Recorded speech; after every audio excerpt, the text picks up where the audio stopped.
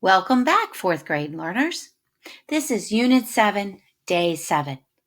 The essential question that I'd like you to keep in mind throughout this entire unit is, how do communities evolve? The materials you will need today are a Chromebook, paper, and pencil. You may pause this video if you need to gather your materials. By the end of the lesson, you will have used key details to answer focus questions about informational text in order to write a summary of the text. Today we will read the second part of the informational text titled Building the Transcontinental Railroad. We will look and listen for key details that help us answer the following focus questions. When was the Transcontinental Railroad completed? What was the first trip? How did the cost of a cross-country trip change? And how did the Transcontinental Railroad change the nation?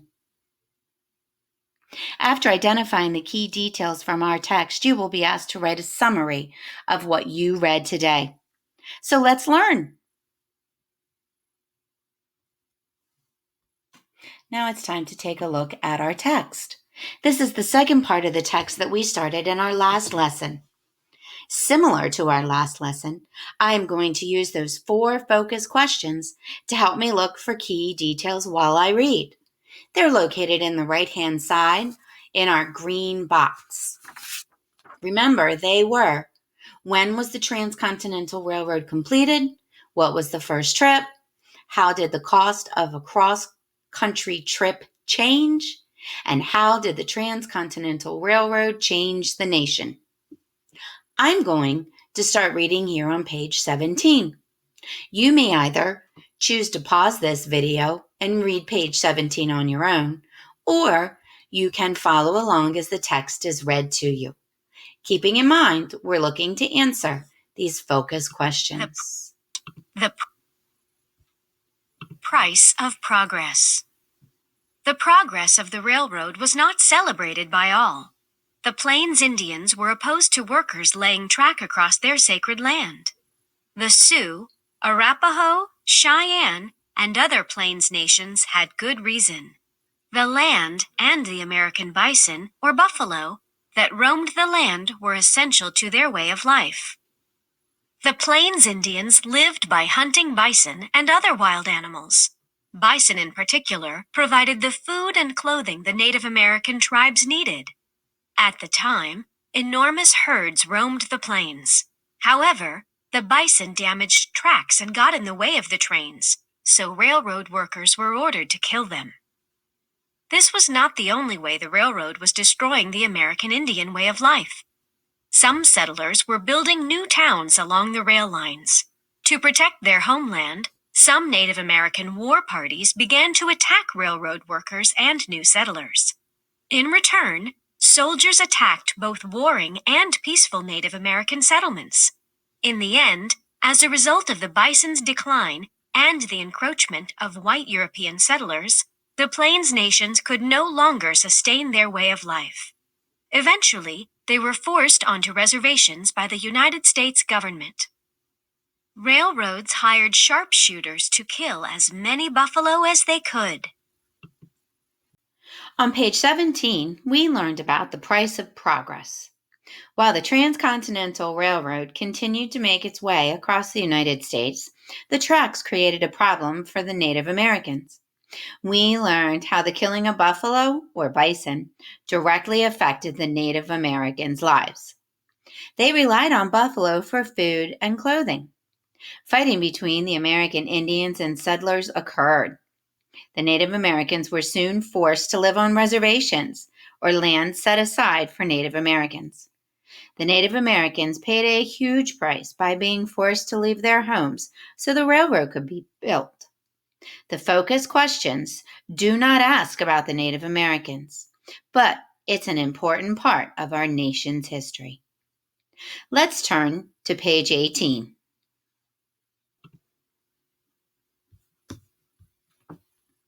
Again, you may either pause this video or follow along as the text on page 18 is read to you, keeping in mind those focused questions. People had expected the Transcontinental Railroad to be completed in 1876. Instead, it was completed in 1869, 7 years early. The two railroad companies that had laid the tracks agreed to meet to lay the last rail at Promontory Point, Utah, on May 10th. On the big day, hundreds of people gathered.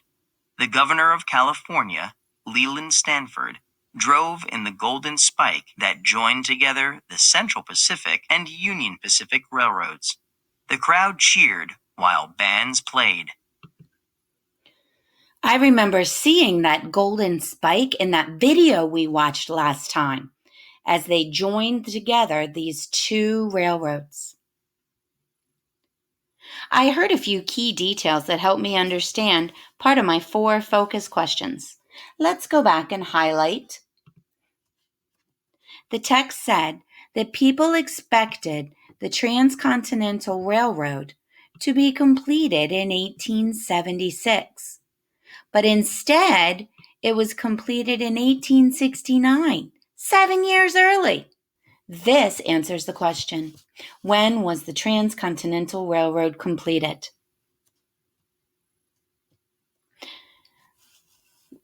Let's look at page 19. Again, you are going to either pause this to read it on your own or follow along as the text is read to you. We still have 3 more focus questions to answer. Less than a week after the last rail was laid, train service began. The trip from New York to San Francisco took about a week and cost far less than the long journeys by sea or across land. It cut the price of cross-country travel from $1,000 to $150, making the trip much more affordable for the public. As a result, more settlers rode the trains west on their way to building new homes, farms, and communities. The Transcontinental Railroad changed the nation. By linking east with west, the railroad helped unite the nation. Americans began to feel they were citizens of the United States, not just members of their local community. My friends, in paragraph 15, we read that 1 week after the track was finished, train service began. I can highlight part of the first sentence and part of the second because it answers my focus question. What was the first trip? Train service began, the trip from New York to San Francisco.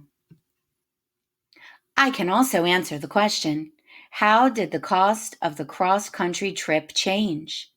Because it says here in the same sentence, it cost far less than the long journeys by sea or across land. It cut the price of cross-country travel from $1,000 to $150, making it much more affordable. My friends, that's a great savings, isn't it? I am also going to highlight in this last sentence, more settlers rode the trains west on their way to building new homes, farms, and communities. I think that is also a key detail. This last focus question, how did the Transcontinental Railroad change the nation? This sounds like one of the most important focus questions for my summary, because our essential question is, how did communities evolve? And I know that evolve means to change gradually over time. I just highlighted that the Transcontinental Railroad made the trip west much more affordable. Affordable means it was not expensive anymore. More people could pay the fee to move out west. So this helps me to understand how our nation evolved or gradually changed. In this last paragraph, it starts with, the Transcontinental Railroad changed the nation. By linking east to west, the railroad helped unite the nation.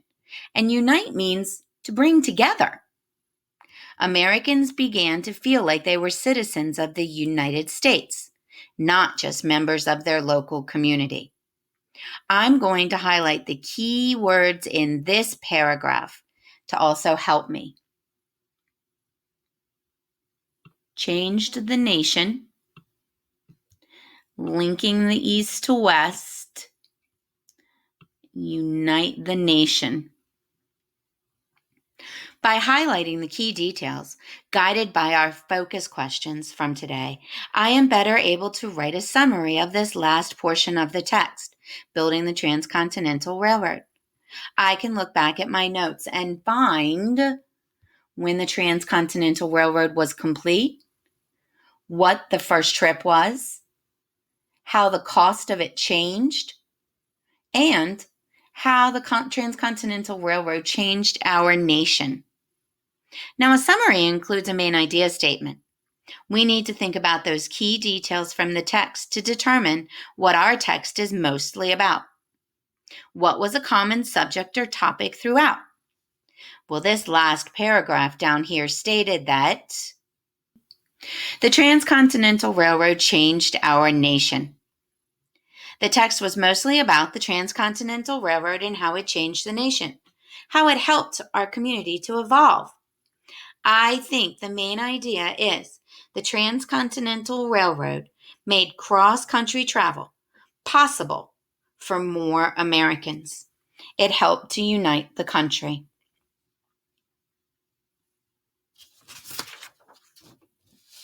You are now going to use what we talked about here and that main idea that we just discussed to help you to write a summary of the section.